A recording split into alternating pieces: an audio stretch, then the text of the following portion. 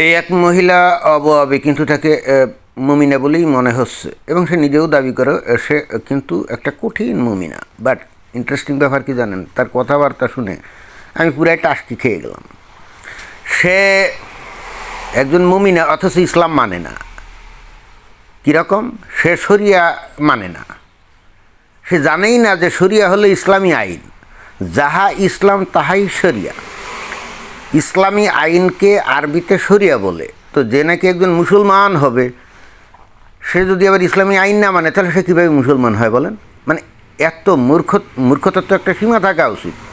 তার ধারণা শরিয়া হলে ইসলাম থেকে ভিন্ন কিছু, এবং একই সঙ্গে এডিশনালি আরও একটা ধারণা, এই হুজুররা মনে হয় যে শরিয়া তৈরি করছে, এটাই হলো তার ধারণা, এবং যে কারণে শরিয়া মানে না, কিন্তু সে মুসলমান। চিন্তা করে দেখছেন? অথচ শরিয়া হলো ইসলামী আইনকে আরবিতে শরিয়া বলে। এই সম্পর্কে তার কোনো আইডিয়া নেই। তো আমরা তার কথা শুনি। রামিসাকে যেদিন নৃশংসভাবে হত্যা করা হলো, সেদিন নতুন ধারা বাংলাদেশের কার্যালয়ে বিজয় মিলনায়তনে আমাদের একটা বিশেষ সংবাদ সম্মেলন হয়েছিল। আচ্ছা, বুঝলাম। তো তারপর সেখানে আমি বক্তব্যে বলেছিলাম যে রামিসার হত্যাকাণ্ড নিয়ে ব্যবসা চলছে, তা না হলে রামিসার বাবাকে কেন 10 লক্ষ টাকার চেক দিবে জামাতের আমির শফিক সাহেব? এটাতে ব্যবসার কি হলো? রামিসা একটা বাচ্চা মেয়ে, তাকে একটা ছেলে রেপ করে তারপরে কি করছে, গলা কেটে হত্যা করছে। পরে তাকে গ্রেপ্তার করা হয়েছে এবং জানা গেল সে নাকি জামাত ইসলামের রাজনীতির সাথে জড়িত। তো জামাত ইসলামের রাজনীতির সাথে জড়িত হলে জামাত ইসলামের এখানে তো একটা দায়িত্ব থেকে যায়, তাই না? তো এই জন্যে ওই মেয়ের বাপের কষ্ট লাঘব করার জন্যে 10 লাখ টাকা দিয়ে, সেটা তো একটা ভালো কাজ, মহৎই উদ্যোগ। তো এটা আবার ব্যবসা হলো কী করে? এইটা ব্যবসা হলো কী করে? আমার কাছে তো এটা খুবই ভালো লাগছে। আফটার অল, জামাত ইসলামের কোনো সদস্য দ্বারা কেউ যদি ক্ষতিগ্রস্ত হয়, জামাত ইসলাম অন্তত তাদেরকে ক্ষতিপূরণ দেওয়ার চিন্তা ভাবনা করে।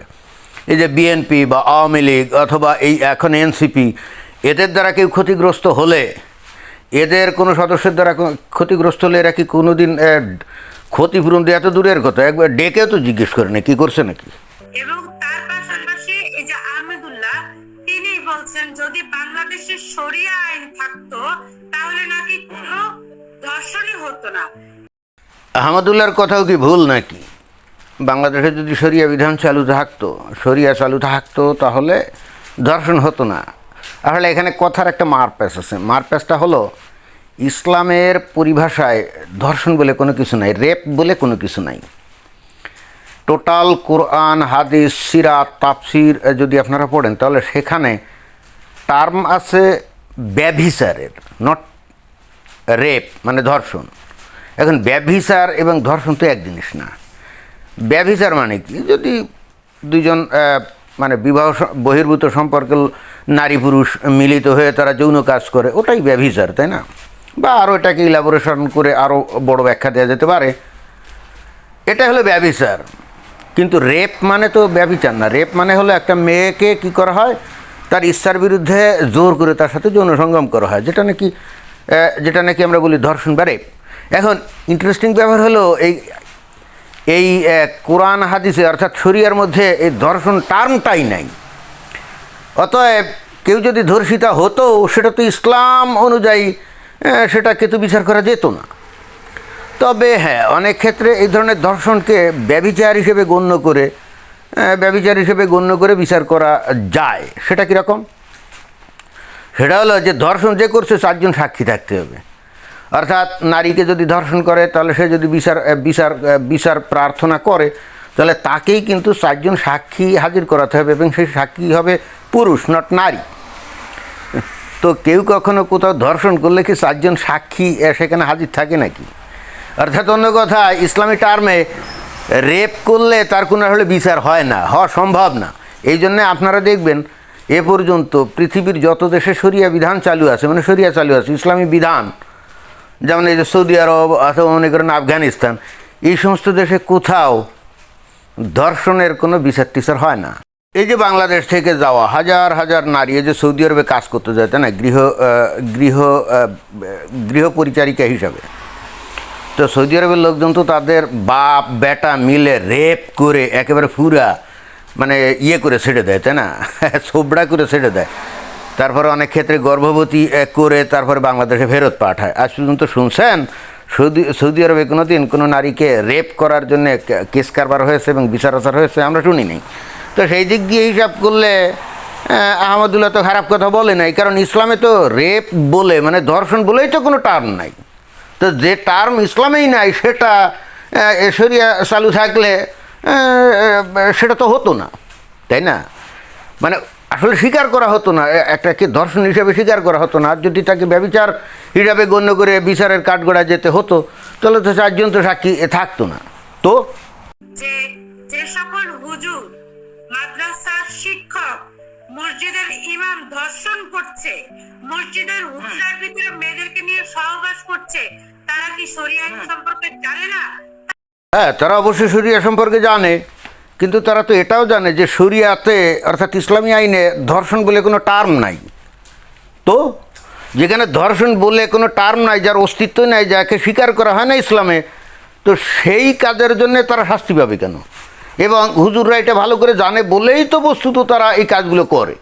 এছাড়াও আমি নিজেও এই বিষয়ে গবেষণা করেছি যে ওই মসজিদ অথবা মাদ্রাসায় এই যে ছোটো ছোটো বালকদের সরু পাইপথে এই যে হুজুরা বৃহৎ ইমানদণ্ড প্রবেশ করায়, তাই না? তো এইগুলা যদি তারা ইসলাম ভালো করে জানে এবং তারা কি মনে করে না যেটা খুবই গুনাহের কাজ, অন্যায় কাজ, এর জন্যে আল্লাহ তাদেরকে শাস্তি দিবে? আমি নিজেও এই প্রশ্নগুলো করছি, কিন্তু যখন কোরআন হাদিস ভালো করে পড়ছি আমি দেখছি যে ওরা এগুলো জানলেও ওগুলো যে আসলে কোনো গুনাহ না, এরকম একটা সলিউশন, এরকম একটা তরিকা কিন্তু হাদিসের মধ্যে আছে। এই যে এখানে এই যে সহিহ বুখারী ইসলামিক ফাউন্ডেশন থেকে প্রকাশিত, দেখেন আমি একেবারে সরাসরি দেখাচ্ছি। অধ্যায় হলো 54, বিষয়বস্তু হলো বিয়ে শাদী। দেখেন এখানে কি লেখা। এই যে আমরা এই নিচের দিকে যাচ্ছি, আরবিতে অনেক লেখা, আমরা দ্রুত নিচের দিক যাচ্ছি, গেলাম, এই যে যেতেই আছি। এই যে 2451, এটা হলো অনুচ্ছেদ নাম্বার। হ্যাঁ, এই যে আমরা আরও নিচের দিক যাচ্ছি, এই যে 2450, এই যে অনুচ্ছেদ নাম্বার, বুঝছেন? তো দেখেন এখানে কি লেখা, আমরা আরও নিচের দিক যাচ্ছি, মানে অনেক বড় হাদিস এবং অনেক বড় ব্যাখ্যা। এই যে এখানে বলা হচ্ছে যে সাবি রহমাতুল্লাহ এবং আবু জাফর রহমাতুল্লাহ বলেন, যদি কেউ কোনো বালকের সঙ্গে সমকামে লিপ্ত হয় তবে তার মা তার জন্য শাদী করা হারাম হয়ে যাবে। বুঝছেন? মাদ্রাসাতে এই যে ছোটো ছোটো বালকদের এই যে পায়ুপথে, সরু পায়ুপথে যে বৃহৎ ইমানদণ্ড প্রবেশ করায় কারা? হুজুররা, তাই না? তো এটা তো ওয়ান কাইন্ড অফ সমকাম, অর্থাৎ লতিকর্ম, সমকাম মানে একই লিঙ্গের মধ্যে, তাই না? তো এটা তো আসলে সমকাম। এই ক্ষেত্রে ওই বাচ্চাটার মাকে এই হুজুর বিয়ে করতে পারবে না। তো ওই বাচ্চার মাকে বিয়ে করার তো তার দরকার নেই, সে তো বিয়ে করতে যাচ্ছেও না, তার তো দরকার ওই বাচ্চাটা। আশা করি আপনারা বুঝতে পারছেন। ওই মাকে তো সে বিয়ে করতে যাচ্ছেন, ওর মা তো আরেকজনের সাথে বিবাহিতা অবস্থা আছে, তো এখানে তা হারাম হবে। ইটস ওকে, ফাইন, হারাম হয়ে যাবে। হুজুর এটা জেনে বালকের সাথে সমকামে লিপ্ত হয়, তাই না? তো এখানে এর জন্য কোনো শাস্তি টাস্তি এগুলোর ব্যবস্থা তো এখানে নেই। আছে এখানে কি বলছে যে হারাম হয়ে যাবে, তবে ওই যে নাকি এই ধরনের লুতিকর্ম করবে তার কঠিন শাস্তি হবে। অনেকে বলবে যে নুহের আমলে না, লুতের আমলে তখন নাকি লোকজন, লুতের যে কম, তারা নাকি ওই সমকামে লিপ্ত হয়েছিল, এই জন্য আল্লাহ তাদেরকে ধ্বংস করে দিয়েছিল। আরে ভাই, লুতের আমলে ওই কর্মকাণ্ড করছিল বলে সেটা তো মুসলমানদের আমলে চালু থাকবে না, ক্লিয়ার কাট। কারণ কোরআন যখন চালু হলো, হযরত মুহাম্মদ সাল্লাল্লাহু আলাইহি ওয়াসাল্লামকে যখন নবী আল্লাহ পাঠালো, তখন যে নতুন বিধান দিল, এই বিধান তো আগের বিধিবিধানকে সব বাতিল করে দিল, তাই না? তো লুতের আমলে ওই সমকামীদেরকে আল্লাহ কি করলো, আগুন দিয়ে জ্বালিয়ে পুড়িয়ে মেরে ফেললো। আরে ভাই, সেটা তো তাহার আমলে ছিল, এটা তো নবী মানে হযরত মুহাম্মদ সাল্লাল্লাহু আলাইহি আসসালামের আমলে তো এটা তো বহাল নাই, ক্লিয়ার কাট বক্তব্য। এখানে আরও কিছু ইন্টারেস্টিং ব্যাপার আছে। এই যে দেখেন লেখা কি, ইবনে আব্বাস রাদিয়াল্লাহু আনহু থেকে বর্ণিত, তিনি বলেন, কেউ যদি শাশুড়ির সঙ্গে যৌন মিলনে লিপ্ত হয় তবে তার স্ত্রী হারাম হয় না। বুঝছেন? শাশুড়ির সাথে যৌন মিলন যদি করে তাহলে তার স্ত্রী কিন্তু হারাম হচ্ছে না। তার মানে শাশুড়ির সাথেও যৌন কাজ করতে পারবে, তারপর স্ত্রীর সাথেও যৌন কাজ করতে পারবেন, তাই না? কি দুর্দান্ত সব নিয়মকানুন। আবার এখানে বলছে যে আবু নসর ইবনে আব্বাস রাদিয়াল্লাহু আনহু থেকে বর্ণনা করেন যে হারাম হয়ে যাবে। তারপরে ইমরান ইবন হুসাইন রাদিয়াল্লাহু আনহু, হাবির ইবনে জায়াদ রাদিয়াল্লাহু আনহু, আল হাসান রহমাতুল্লাহ এবং কতিপয় ইরাকবাসী থেকে বর্ণনা করেন যে তার স্ত্রীর সাথে বৈবাহিক সম্পর্ক হারাম হয়ে যাবে। উপরোক্ত ব্যাপারে আবু হুরায়রা রাদিয়াল্লাহু আনহু বলেছেন যে স্ত্রীর সাথে বৈবাহিক সম্পর্ক ততক্ষণ হারাম হয় না যতক্ষণ না কেউ তার শাশুড়ির সাথে অবৈধ যৌন মিলনে লিপ্ত হয়। আমরা কিন্তু অনেক ক্ষেত্রে দেখি যে ওই মেয়ের স্বামী অনেক ক্ষেত্রে তার শাশুড়ির সাথেও যৌন মিলন করে এবং ধরাও খায়। তারপরে দেখা যায় যে তাদেরকে অনেক ক্ষেত্রে বেঁধে পিটানো হয় এবং অত্যাচার নির্যাতন করা হয়। কিন্তু এখানে তো বলা হচ্ছে যে শাশুড়ির সাথে যৌন কাজ করলে সে তার স্ত্রীর সাথেও যৌন কাজ করতে পারবে। হ্যাঁ, কিছু কিছু আলেম মানে কিছু ওই যে নবীর সাহাবীরা সাহাবীরা কিন্তু এই বক্তব্য দিয়েছে, না ঠিক আছে এটা কোনো সমস্যা না। আবার কিছু লোকজন বলছে যে না ওই ইরাকবাসীর রেফারেন্সে না এটা অবৈধ হয়ে যাবে। এখন কথা হচ্ছে যে যারা নাকি এই কাম করে তারা ওই সুবিধা, তাদের সুবিধা যেটাতে হবে, মানে যাদের বক্তব্য নিলে তাদের সুবিধা হবে সেই বক্তব্য নিবে, তাই না? এখানে যেহেতু একদলে বলছে যে হারাম হবে না, অর্থাৎ শাশুড়ি আর স্ত্রীর সাথে যৌন কাজ একসাথে করা যাবে, যে সমস্ত সাহাবী বলছে যে না এটা ঠিক আছে, সেটাই গ্রহণ করবে, তাই না? আর যেখানে বলছে যে না ঠিক হবে না সেটা গ্রহণ করব না, যেটাতে সুবিধে পাবলিক তো সেটাই গ্রহণ করবে, তাই না? আমরা কিন্তু অনেক ক্ষেত্রে দেখি যে ওই মেয়ের স্বামী অনেক ক্ষেত্রে তার শাশুড়ির সাথেও যৌন মিলন করে এবং ধরাও খায়। তারপরে দেখা যায় যে তাদেরকে অনেক ক্ষেত্রে বেঁধে পিটানো হয় এবং অত্যাচার নির্যাতন করা হয়। কিন্তু এখানে তো বলা হচ্ছে যে শাশুড়ির সাথে যৌন কাজ করলে সে তার স্ত্রীর সাথেও যৌন কাজ করতে পারবে। হ্যাঁ, কিছু সাহাবীরা কিন্তু এই বক্তব্য দিয়েছে, না ঠিক আছে এটা কোনো সমস্যা না। আবার কিছু লোকজন বলছে যে না ওই ইরাকবাসীর রেফারেন্সে না এটা অবৈধ হয়ে যাবে। এখন কথা হচ্ছে যে যারা নাকি এই কাম করে তারা ওই সুবিধা, তাদের সুবিধা যেটাতে হবে, মানে যাদের বক্তব্য নিলে তাদের সুবিধা হবে সেই বক্তব্য নিবে, তাই না? এখানে যেহেতু একদলে বলছে যে হারাম হবে না, অর্থাৎ শাশুড়ি আর স্ত্রীর সাথে যৌন কাজ একসাথে করা যাবে, যে সমস্ত সাহাবী বলছে যে না এটা ঠিক আছে, সেটাই গ্রহণ করবে, তাই না? আর যেখানে বলছে যে না ঠিক হবে না সেটা গ্রহণ করব না, যেটাতে সুবিধে পাবলিক তো সেটাই গ্রহণ করবে, তাই না? তো এত কথা যেখান থেকে রেফারেন্স নিয়ে বললাম সেটা হলো যে সহিহ বুখারী ইসলামিক ফাউন্ডেশন থেকে প্রকাশিত অধ্যায় হলো 54, বিষয়বস্তু হলো বিয়ে শাদী এবং হাদিস নম্বর হলো 4738। অবশ্যই এটা আপনারা মনে রাখবেন, 4738। সেখানেই এই বিস্তারিত বর্ণনাগুলো আছে। যে কোনো বালকের সাথে সমকামী এক আচরণ করলে ওর মা ওই হুজুরের জন্য হারাম হয়ে যাবে বিয়ে করার ক্ষেত্রে, তো ওই বালকের মাকে বিয়ে করবে না, তো তাহলে তো তার কোনো সমস্যা নেই, তাই না? এখন এই মহিলাকে এই সমস্ত জানে, বাট হুজুররা তো জানে, এই জন্যই তারা এই কাজ করতে পিছুপা হয় না।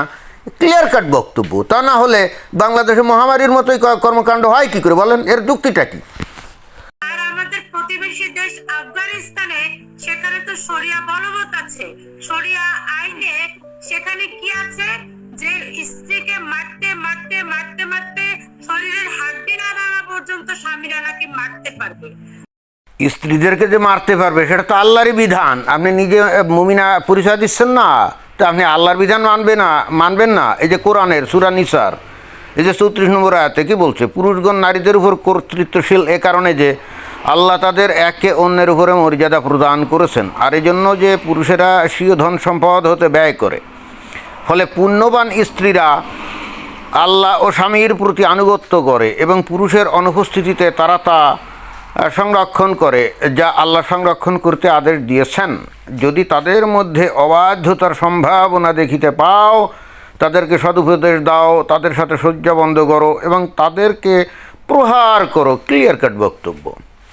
এখানে যে ব্র্যাকেটের মধ্যে সংগতভাবে প্রহার করো, সংগতভাবে লিখছে না, এটা আল্লাহর বক্তব্য না, এটা হলো যারা অনুবাদ করছে তারা ওর মধ্যে ঢুকিয়ে দিয়েছে জিনিসটাকে একটু হালকা করার জন্য, এবং এটা তারা ভয়ঙ্কর অন্যায় কাজ করছে।